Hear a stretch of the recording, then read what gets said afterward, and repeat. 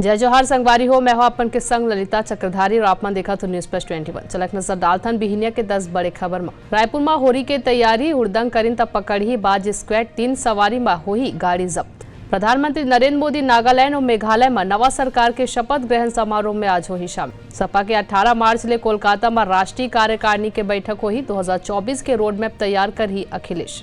मेघालय में संगमा त नागालैंड में नेफ्यू आज ली ही मुख्यमंत्री पद के शपथ। पाकिस्तान के पंजाब यूनिवर्सिटी में होली मनाए बर विवाद, 15 हिंदू छात्र जख्मी।